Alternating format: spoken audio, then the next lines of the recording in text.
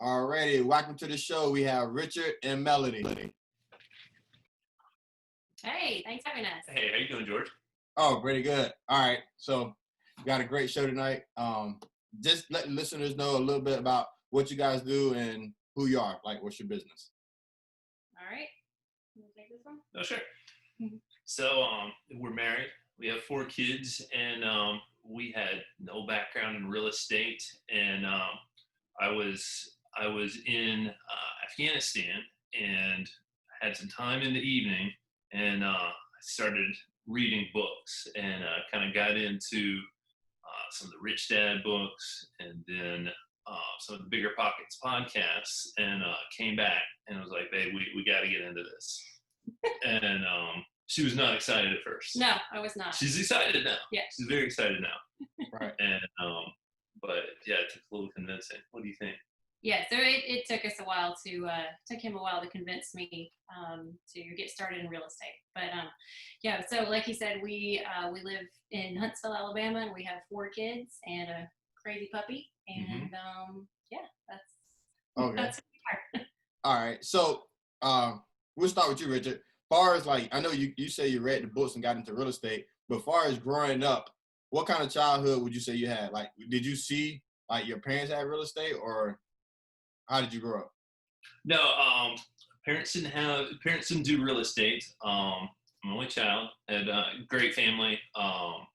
They made sure that we had what we needed, and then they really paid attention. They were like, okay, this kid likes business, so they helped me set up little businesses in the yard. We sold like golf balls in the neighborhood. We could find them and then clean them up and resell them to the golfers after they'd lost them in the water hazards. And then they were like, okay, he wants to do some business stuff, let's help him try to figure out how. And so yeah, just a great family, and real estate was the business we ended up doing. Okay. What about you, Melody? Yeah, I'm the oldest of 4 children, and my parents did not do real estate either. I lived in the same house here in Alabama since I was 2 years old. Middle income family, and yeah, that's kind of my background. Okay. What I was gonna say, what I'm trying to get to is, did your parents talk to you about money as far as like when you was younger, or just like you be a kid and you figure it out when you get grown? I mean, they talked to us about saving money, and my parents were always very they had some debt. They had a mortgage on the house, but they were always like, if you can get out of debt, that's a great thing. And yeah, when we got married, we got on the Dave Ramsey. Oh man, Dave. You put me on the plan. I did. She did. So Plan. Yeah. Okay, keep going. Yeah. I'm probably gonna tell him how I destroyed your car. Yeah, that's okay. Yeah. So yeah, right after we got married, so she had a paid off car, and I had just gone out, and it wasn't anything fancy, but I bought a car and it had a loan on it. And I took her car out, and I took it down to Louisiana right after a hurricane, and basically destroyed her paid off car. And so right after that, I got on the Dave Ramsey plan. So she had the book, the 7 baby steps and everything. Yes, and so she put me on a plan. And Wow. it worked. Very frugal. Yeah. So did you guys have the money envelopes or no? We did for a while. Yes. Yeah. Yes. Oh yeah, Oh. we did. We did. Oh man, for some reason that's the one part I can't stick to a budget. Like if I had an envelope say groceries, 150 for the month. Oh man, I'll be struggling. Yeah. Now I do admit there were a few times I got up there to pay for my groceries and didn't quite have enough to cover it. And I pulled out that debit card. Cheater. But Cheater. we were trying. Cheater. I know. I cheated. I did. I cheated sometimes. Eh. All right. So you guys got on a Dave Ramsey plan. So that's the first step to even buying houses. People, you must you got to start saving first to even invest. So tell us, before we go to the first deal, but did you guys go to college after high school, or was it like workforce?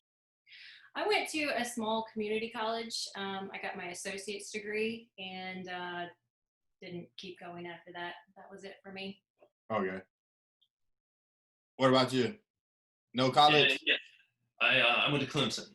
So, Oh, you went to Clemson. Okay. yeah, Clemson fan. Are you one of those, like, you're from Florida? Are you one of those, like, Seminole fans? I'm not a big. I like the Hurricanes, Miami Hurricanes. Okay. Yeah. Yeah. But okay. So what's your degree in? Finance and computer. Okay, finance and computer. Okay. Yeah.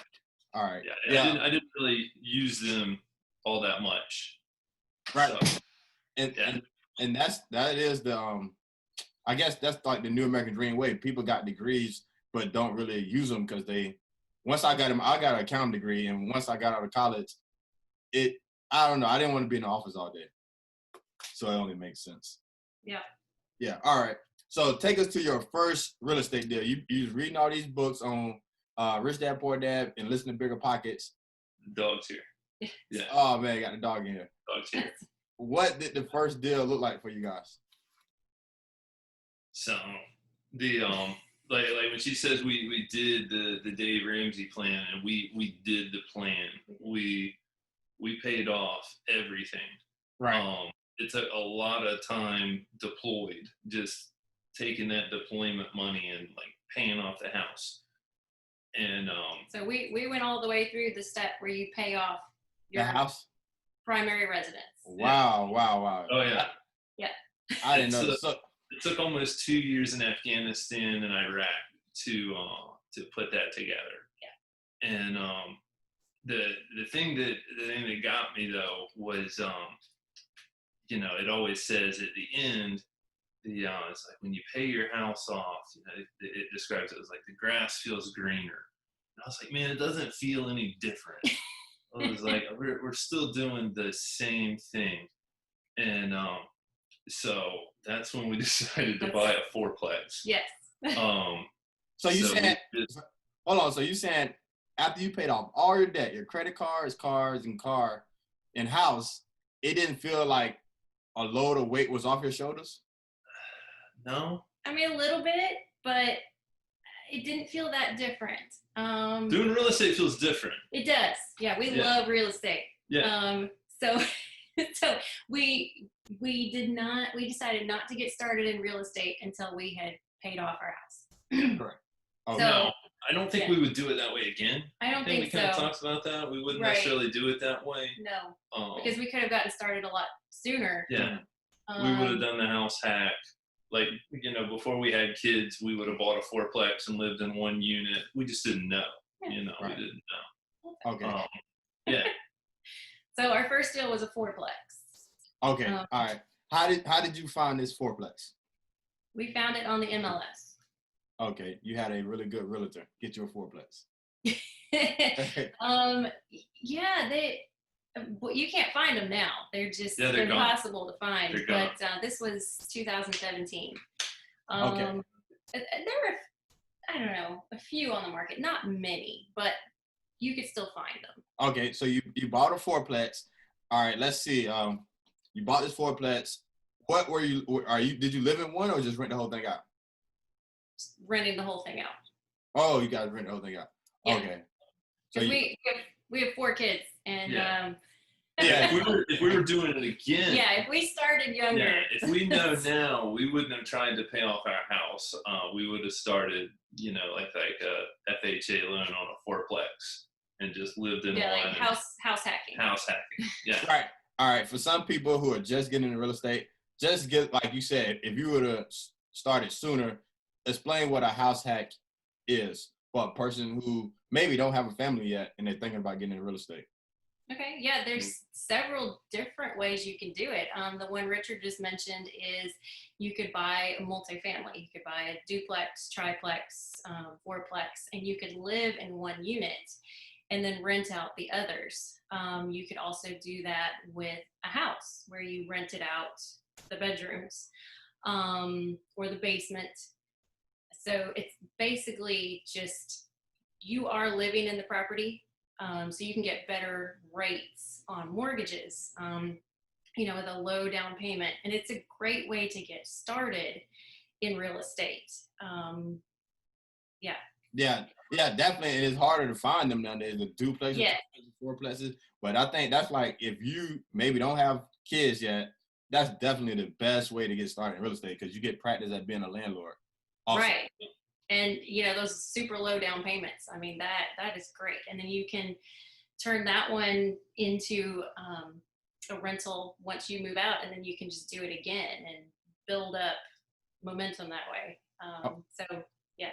Okay, so when you guys bought this fourplex, did you have to fix it up, or was it already like turnkey, ready to go?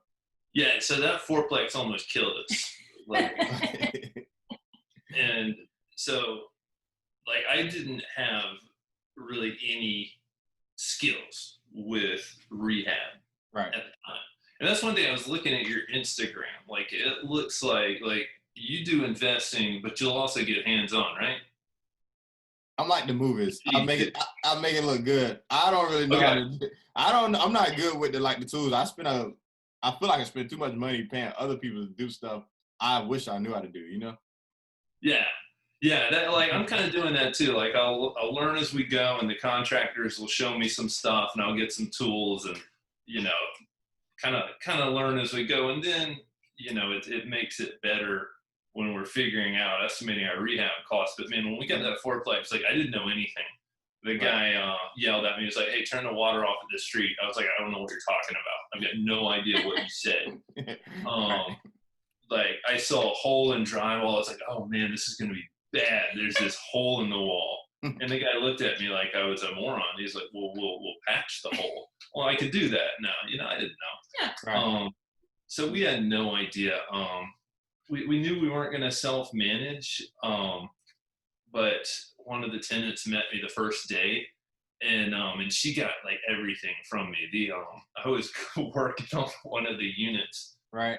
She just started walking through. She was like, "I like that fridge better than mine. I want it." So I was like, "Okay, I'll give you this fridge."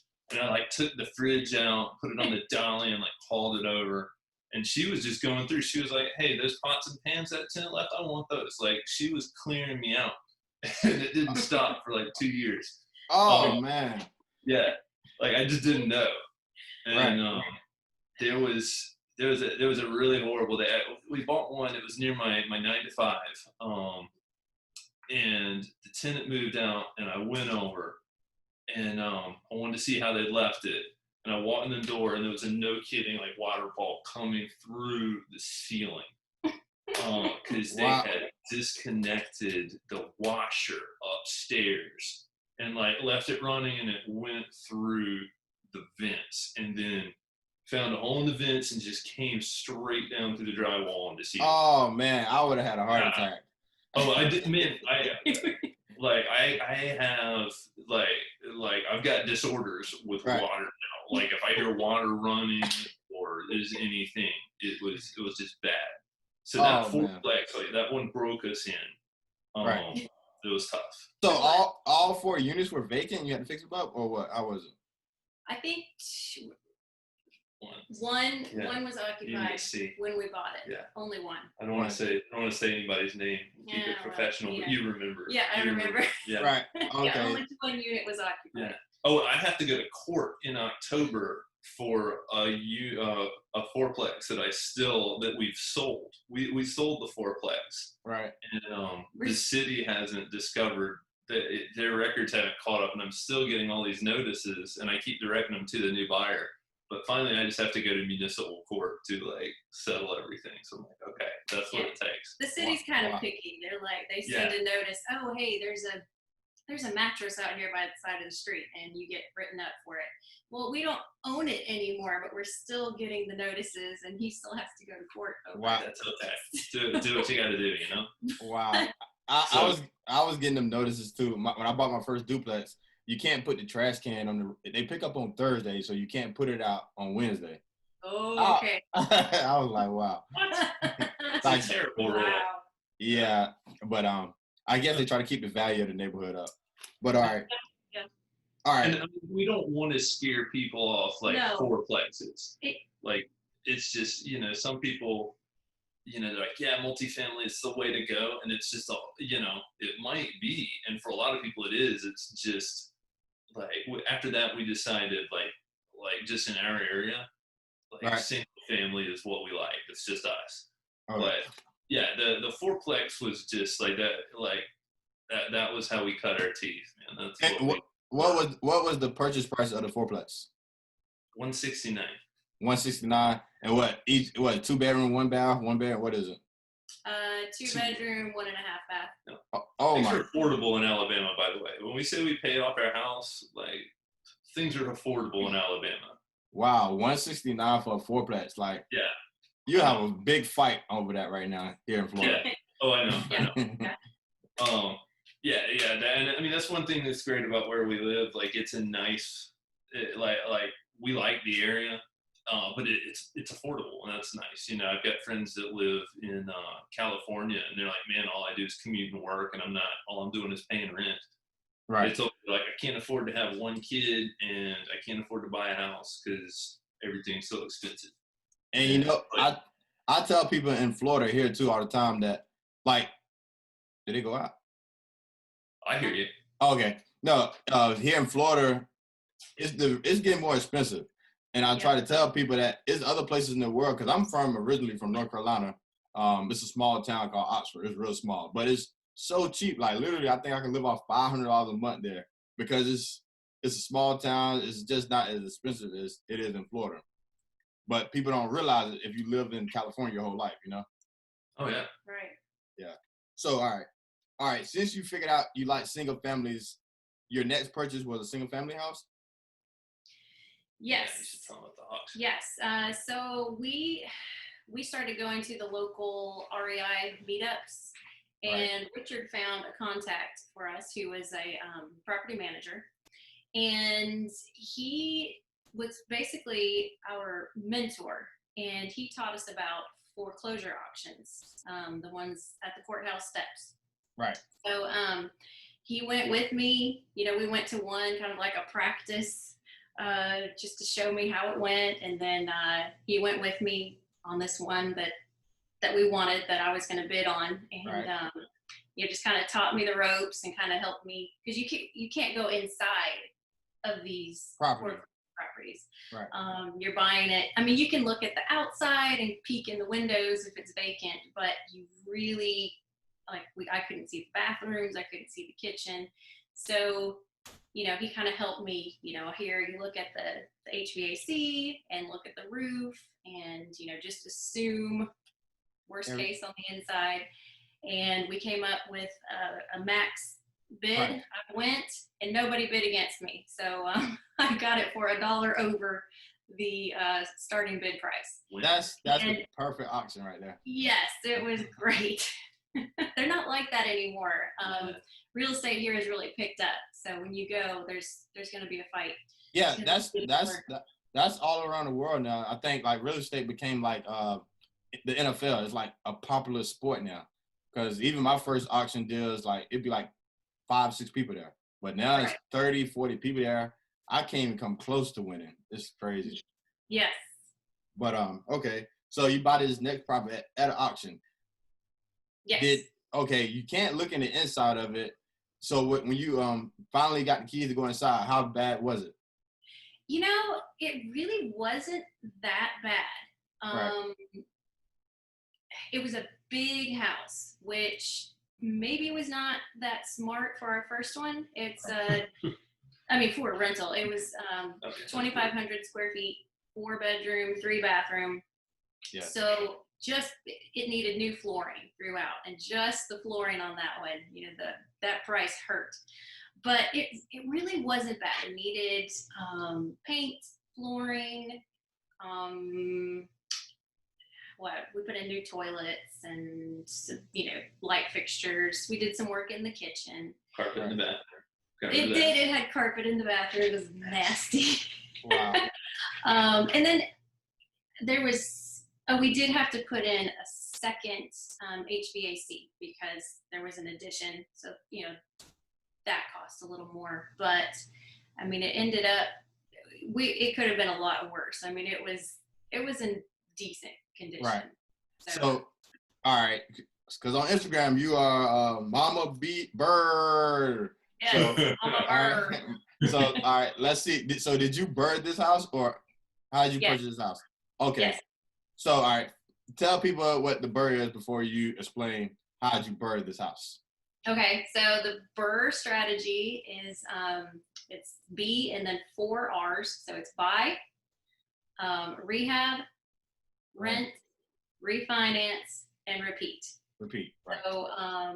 So yeah, we bought that one.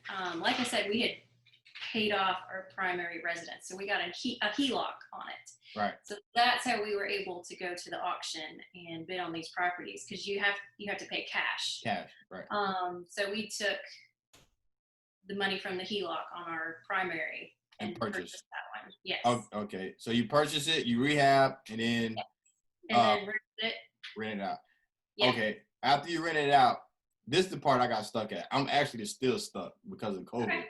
I did my first burn, and when I went to go refinance, they said, "Oh, you must have owned the property for 6 months before, Right. before you refinance." So I'm like, "Oh man, all this bigger pockets I listened to, and nobody ever said that part." Yeah, that is so hard, because you're excited because you want to keep going and do it again, but you have to wait 6 months for that seasoning period. We still. So you still do that? By that, yeah. Okay, because I talked to some people since then, and they said, I guess once you got a good relationship with the bank, maybe they won't make you wait the 6 months. But every bank I called so far, you got to be 6 months. Some of them were 12 months, and then we found 6 months. I mean, we'll keep looking and see if we can find maybe a smaller local bank. But for right now, we've got to wait the 6 months. Right. Okay. We did a hard money lender on one that is like we found the deal and we got it like a renter in like 6 weeks. We're like, we can't wait 6 months. Right. And we went through patch of land, and everything went well. It was at the time, it was like 6.3% financing, 30-year fix. So we didn't have any arms or balloons or anything like that add that risk. Right. And so that was a commercial. It was commercial. Yeah, that's the thing. Yeah. Oh yeah. So they do hard money lending, but yeah, they'll also do your traditional fixed rate stuff commercially. Correct. The terms are a bit higher than commercial. But yeah, on the one that we were like, hey, we can't keep our money locked up for almost 5 months. We just ended up doing a commercial loan, and it didn't have a seasoning period. Oh, okay. So you did it within the 6 months. Just had to be a different commercial loan. Okay. Yeah, and it was just a higher percentage, but it was quick. Yeah. That's not bad. Shoot, and then after 6 months, I refinanced that. But well, that particular one, you had an early payoff penalty. Yeah, So yeah. But see, 3 years. Okay. See, but I'm glad like you guys are saying that, because Instagram make it seem like everything, you buy the house, you fix it up, the bank give you $100,000, you only put a $50,000 in, and it's a lot of times there's more to that. That's why the only way to figure it out is to really go through it, because there's no way you can read some of the stuff in the book. I don't think some of the things I've been through. I agree. Like we listened to a bunch of podcasts and read it, and I just didn't get it. I was like, and until we did it, I just didn't understand the process, which sounds, I guess that sounds risky. We knew we had a good deal, but yeah, I mean, it clicked after I looked at that final closing statement and they gave us some cash back. I was like, okay, now I get it. Because we did have basically a perfect BRRRR on the first one where we could actually take a tiny bit of money out. Wow. So you took out more. You could take out more than you actually put in if you wanted to, you saying? Yes. Wow, that is a perfect BRRRR. Yeah. Okay. Yeah, it had the 1%, it rented for, it met the 1% rule. Right. And we had just a little bit better than the 75% loan to value. So we could get a little bit of cash out in addition to our, the money we bought it with. Okay. So that was the one that got us hooked. Yeah. Because like she's got a really good eye for like I don't have an eye for what people are going to look at and say, yeah, that's where I want to live. And she really does. Okay. And, so, that really helps. Like I kind of feel like that's our edge. Like, most of the multifamily, it's like, look, it's a box. Right. And that's what I was like, I understand that. Like, that's a box to live in. But there's so much about, just the design and the appeal of a house that she can look at and she gets. Right. And then she can find the ones where she can see it. She's like, yeah, if we change some things, people are going to want to live here. And, all right. So that's why we feel like single family is kind of our niche. Okay, this take us into our new part right here. This new segment is called Real Life Deal. All right, you guys are the first one to do it, so let's see how it works. Nice. Okay. All right. Can you see what's on my screen? Yes. You see that house? Yeah, I see a house. Okay. All right. I just picked a random city, and I picked 2 multifamily properties. I want to see, we're basically going through to show people how we look for deals. But based off the information I'm giving you, we see on the screen, let's see which deal will you go look at first. All right. We're in Raleigh, North Carolina. This first one is a cash flowing duplex. Both sides are 3-bedroom, 2.5 bath. So it's 6 bedrooms, 3 bed, 2 baths on each side, basically. But $319,000. So that's a duplex for $319,000. Right. So the second one is what is this? This is a triplex. You see how it look? It's an older house, but it's a triplex for $350,000. And it's 1 bedroom, 1 bath upstairs, 1 bedroom, 1 bath in the other unit. Then the main unit is 2 bedroom, 1 bath. So out of them 2 properties, which one would you, if I was your realtor, would you go look at first? This triplex for $350,000 or the duplex for $319,000? So I guess we don't know how much they rent for. Not yet. We're gonna dive into that. Yet. But based off the information, which one would you rather go see first? You think is a better deal? You got the triplex for $350,000. It's built in 1925, and then you got this duplex that was built in 1984. Oh man, 19. I think I would go with the newer one because those older houses can have a lot, unless it's been renovated. No, you're gonna have to do renovation. Yeah, that age of a house, that can be a lot of work. And the duplex is brick too, so yeah, it's got a better roof too. Looks sturdy. Yeah, that roof does look kind of old on the. Let's look at this. The duplex. I'm thinking duplex. Yeah, right. I do the 80s brick duplex. Okay, all right. Just for because we don't know the numbers actually, so just for sake, we're gonna say each side is $319,000. Each side rent for $1,200. So you're getting $2,400 a month. All right, that is your rent. Right. Oh, what is your what is? You're not making an offer on this? Man, that's a long way off. I forgot you guys are in Huntsville, right? Yeah. Oh man. All right. So just for comparison, like the one that we bought at 169, right? It was bringing in $2,200 in rent, like because each one rented for $500. Yeah. So yeah, we're on a multifamily. We're used to getting, like when I look at 319, the 1% rule says I should be able to get $3,190 in rent. All right. That's a big spread. Okay, for the listener's sake, let's just say each unit rented for $2,000 each. Now you're looking at $4,000 a month for 3-bedroom, 2-bath each side. Would that? All right. Okay. All right. Now we're feeling better. Now we're gonna get in the car. Hey, look, and this guy, you had to make him do real estate, right? Or no, you made her do real estate. No, he had to make me do real estate. Oh, But now now we can get in the car. All right. So we got a deal at all right. East side rent for $2,000 a month. So that's $4,000. Your mortgage payment would be based on this calculated. It'll be $1,300 a month, including everything. So 4,000 minus 1,300, that is 20. That's like 2,700. And and that's with a 20% down payment. 20% down payment, yes. Gotcha. So, like, based on cash flow, what do you guys aim for per unit right now?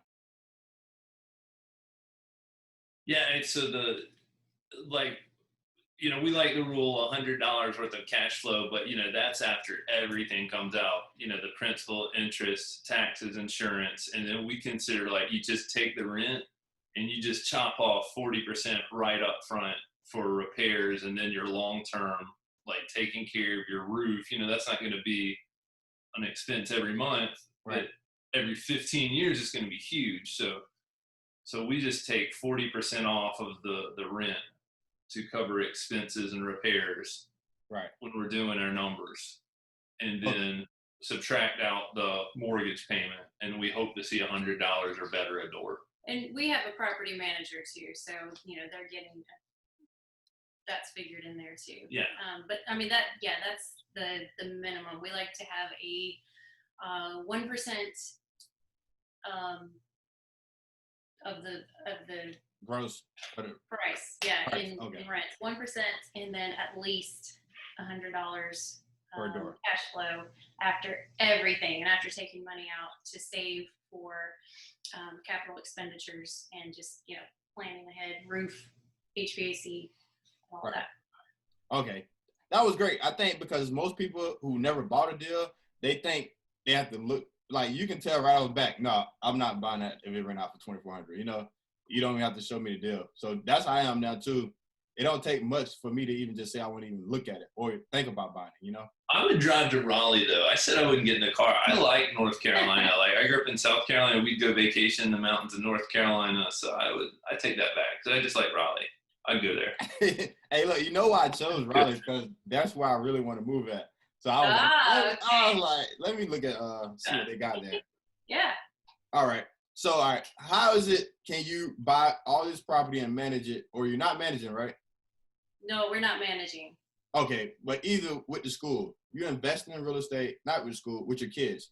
I have one son, and it was tough getting ready for this. But you got 4 kids, and you're doing real estate. How do you balance that life? Ooh. It's a lot. And I homeschool. We homeschool too. Right. So the kids are here with us all day.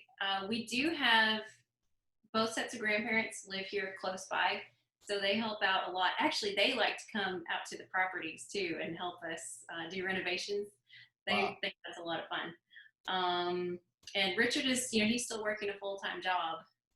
So we kind of take 2 full-time jobs. Well, 2. 2 jobs. Full-time, part-time. Okay, yeah. All right.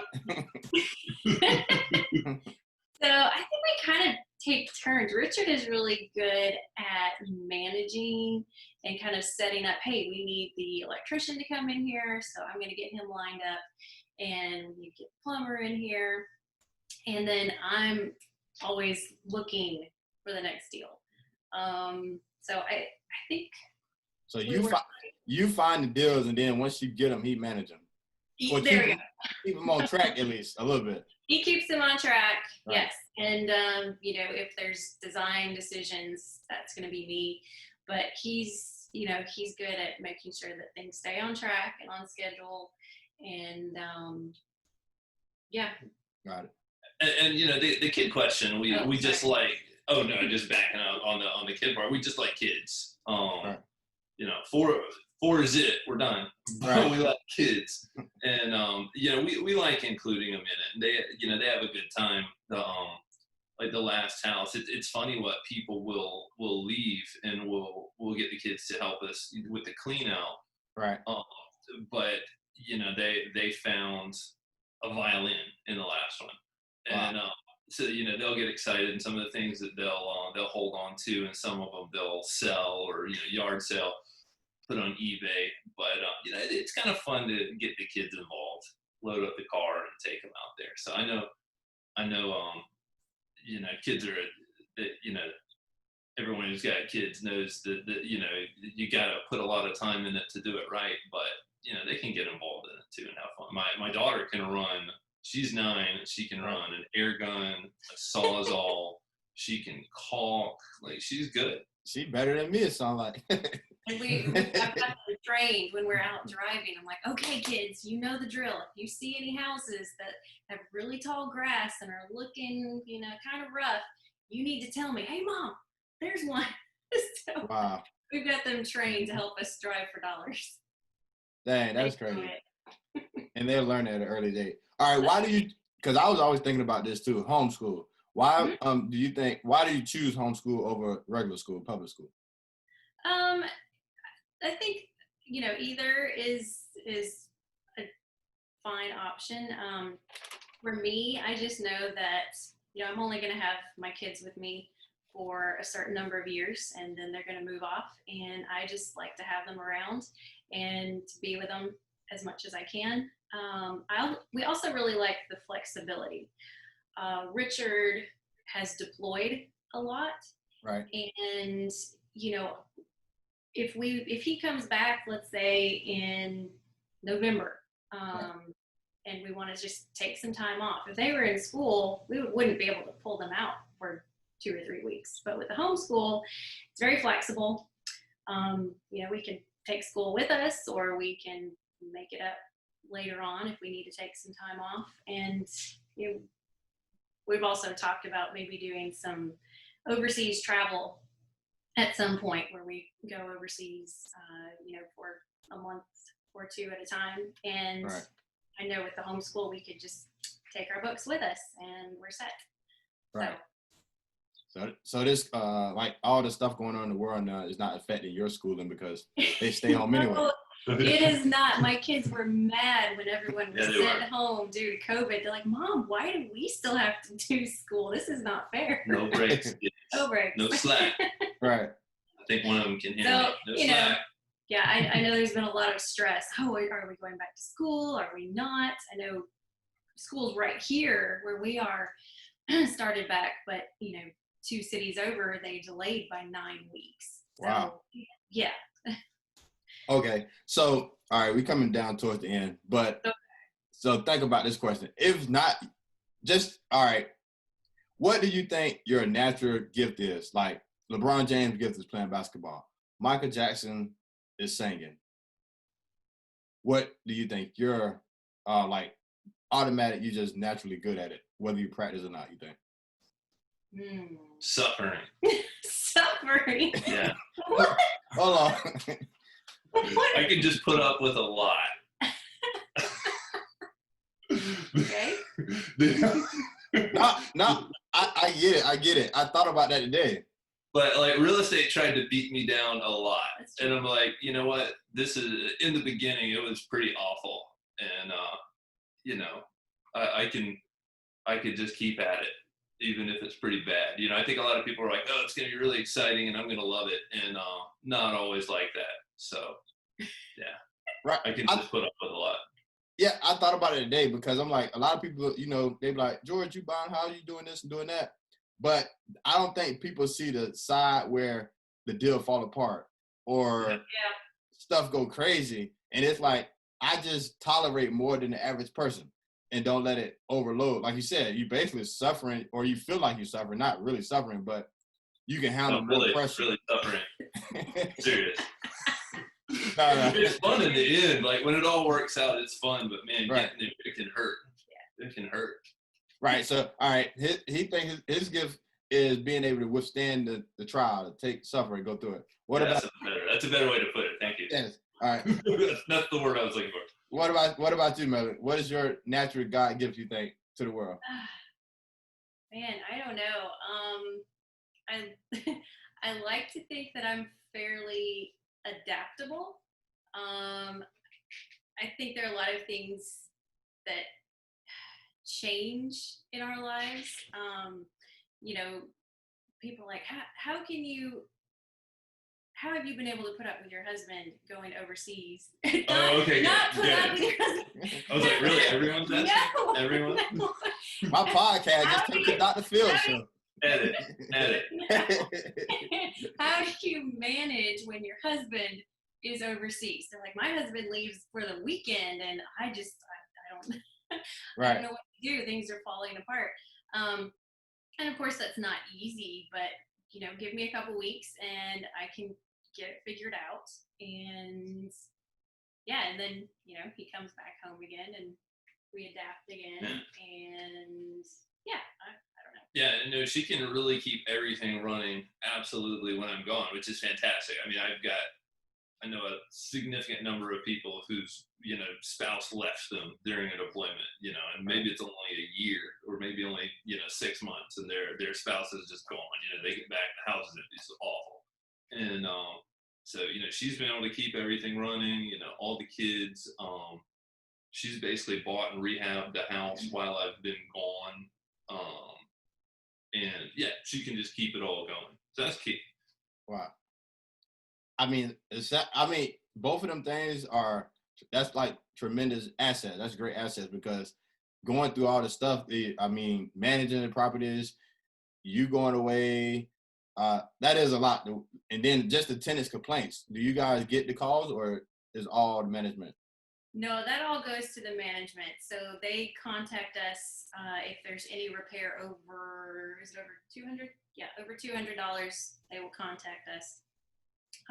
But for the little things, they don't call us. They just so how much time on average a week you think you actually spend on your real estate out of like the 7-day work week? I mean, none on the. I mean, like one, we really like our property manager. Like we had to go through 3 that did not work out before we found number 4. Okay. And that was the key because it was just like a constant battle. And then we would tell them like, hey, if it doesn't work out after X amount of time, we're just going to close this account and move on. And we had to do that over and over. And the one that Melody mentioned earlier, who was kind of our mentor, he owned a property management company. Okay. And once we had a good relationship, we'll check the numbers at the end of the month, and if there's something that we don't understand, we'll call. But like we really like them, and we make sure they know it because we understand how painful it is with a bad property manager. I don't even say bad property manager that doesn't mesh with the way you work. Right. But yeah, I mean, we'll drop off presents at the office, and yeah, because they put up with a lot, man. They do, especially during especially during COVID. Right.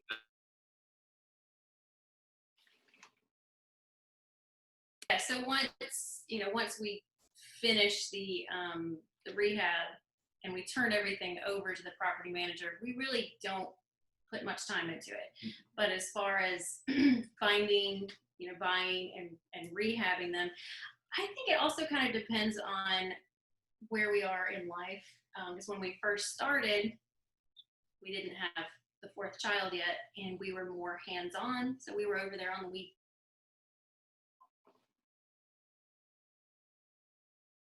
There you go. On the weekends, and we would go over sometimes in the evening. But now we're not doing much of the rehab ourselves anymore. Right. We still do some, but and we go out and look at the properties before purchasing. And what else are we out there for? You're just meeting with the contractors. Right. So what is your plan for the next? Like, what's your goal like for the next 5 years? Like, where do you want to be at 5 years from now? That is a tough one. we listened to some of your podcasts, and Melody warned me. She's like, you might ask. 5 years. 5 years ahead. Yeah. Like, because you know what? A lot of times when I think about something ahead, it actually becomes reality. Like, I picture myself not working at 9 to 5, and now I don't work at 9 to 5. Nice. Yeah. Hey. Yeah. The man. I mean, a lot of things, you know, you talk it and you keep saying it so much, it just, for some reason, it feel like it happened. You know, if you keep saying something, I feel like you kind of talk it into existence. Yeah, definitely. I think for right now, we've got a goal to get to 10 rentals. We have 7 right now. And after that, Do y'all still do no debt, or do you use debt for the oh rent? no, when we refinance Oh, yeah. them, yeah, no, we, Oh, okay. no, we were really into the Dave Ramsey plan, and now that we're doing real estate, we are fine with finance process. Yeah. Real estate debt is okay. All right. Yes, that's kind of how we do it. Exactly. Yeah. All right. These are the like fave 5 New American Dream questions. Just simple, quick. All right. If you could hang out with one person for a whole day and pick their brain, who would it be? Man, I gotta say, I can say real estate old school. What's his name? What's his real Rick name? Jarman. I gotta say Rick Jarman because Yeah. like the same way I liked your account, I'm like, man, that guy can get hands on. You know, he knows how to just buy it and then hire somebody and say, do it all. Right. But if he had to, he could go out there and do it all. And I want to learn how to be like that. Yeah, Rick. That's today with Rick. Sounds good. Yeah. Nah, that's great. I had him on the podcast. He was like when he first got on Instagram, he was on my podcast. He was like, what is a podcast? What is an Instagram? I'm like, he got his granddaughter in there trying to say. And you must have taught him because he's got the hang of it now. Yeah, he got. Yeah, he's probably got you to thank for it. Yeah, he took off now. All right, what about you, Melanie? Who would you hang out with? I agree with Rick Jarman or maybe Brandon Turner. Bigger pockets. Yes, bigger pockets, Brandon Turner. Mm-hmm. Out of all the people I asked, yeah, his name come up a lot. Him. Yeah. Okay. All right. Best advice you would have told yourself when you was 25 years old. Oh yeah. Yeah, we kind of hit on that already. House hacking. House Start hacking. early. Start early in real estate. Yeah, we wish we had started a lot sooner. Yep. Right. Blame Dave Ramsey. All right. One book that impacted your life. The like, you know, I know everybody says Rich Dad, and like immediately after I read Rich Dad, the thing is I love the mindset, but it gives you zero like tactical advice. Correct. And I immediately went out and lost money. So like I was like, okay, so Rich Dad, and then like I like all the books that go like Rich Dad's great for getting my head right, but then going into the books like the J. Scott, how to estimate repair costs. Okay. Like, that one gives you that, you know, it's boring. It's a really boring read. It's like fun to read Rich Dad because you're like, yeah, I get it. Get out of the rat race, you know, get charged up. But then without something like those books that really get into the details, like how do you estimate, you know, the cost to repair a roof, you know, now this is dangerous. I feel like, so you gotta have both. Yeah, that's my favorite book is How to Get Rich in Real Estate. It's an old book. I got it, but it do exactly what you said. Because Rich Dad, Poor Dad is a mindset. But even after that, it's the next step. You know, the actual numbers. Yeah. Yeah. Okay. Well, same for you or a different book? Yeah, I mean, Rich Dad, Poor Dad, I think is a great place to start. And since I'm Mama BRRRR, I have to say David Green's BRRRR book. Oh, BRRRR. Okay. Yeah. And that one's full of, you know, it's full of the numbers and technical stuff. Exactly, I like that. Yeah. Okay. What hobbies outside of real estate do you guys do? So I like to sew. I'm a seamstress. If it's fall, I like to get outside and let's say playing with the kids. And I don't know, crafty type things. Craft. Yeah. Makes sense. Okay. Yeah, I like to play outside. We got a mountain nearby, and you know, go mountain biking. Do you live near the beach? Do you live near? Yes. the beach? Yeah, I'm on the East Coast. We're like 7 minutes from the beach. Yeah, like Vero Beach, I think. Yes. Yeah. Okay. Yeah. Yeah, I grew up in South Carolina, about 20 miles from the beach. So, it's a long way from Huntsville, Alabama to get to the beach. But, Right. just love that. Get outside, get in the water, have a good time. I work inside most of the time. So if you cut me loose, I want to get outside. Right. Do you feel like the outdoors get your brain to think more or no? Oh, yeah. It does. Yeah. And my bosses are the same way. They're like, look, if you just sit inside, you don't think creatively. Like, sometime you got to get out, just clear your head, and then you'll have some, you'll that problem is just churning in the back of your head, and when you're done, you go for a run or a bike ride or something, and all of a sudden you get back and you know what to do. And yeah, absolutely. Yeah, it's too much noise inside sometimes, especially with the phone. Too much. Okay, so what is you guys' version of the new American dream? The old original American dream was I would be still working my job at the post office until I'm 63, and then I'll probably retire and travel for a year, and then eventually probably just have a stroke or something, But yeah, and it's true. It's sad. Most people die like 2 or 3 years after they retire. Man, it's so common, man. It's like they be like, such and such, Bob retired. Oh, Bob funeral next week. What? You know what I mean? That scared me crazy. I'm like, I want to travel to the Rocky Mountains now, not when I'm 78. Mm-hmm. But what is your guys' version of the American dream, especially with your kids coming up? What's the version you look for them to? Yeah, I mean, for me, I just like I'm very simple. I don't want, a flashy car or a big house. The things I like to do are cheap and simple, and I just like the time to do it, to be with the people I want to be with and do the things I want to do, and just to have the flexibility. I mean, I'm still working 2 jobs, Right. and but so I'm obviously not there. I'm sure you have podcasts guests who are like, hey, we made it and this is how we did it. And that's not us. Like, we are still in the grind. But as as we go. But even when you think about like Rick made it, but he's still doing it. It's like, I think even when you make it, you still don't feel like you didn't make it for some reason. I don't know. I like to chase the hunt of real estate for some reason. Oh yeah. I think even if we had enough cash flow coming in to just retire, right? I still think it's fun. I think we would still be doing it. So, but with the residual income that it produces, I think just having the flexibility to do what you want to, I think that's the key there. Right.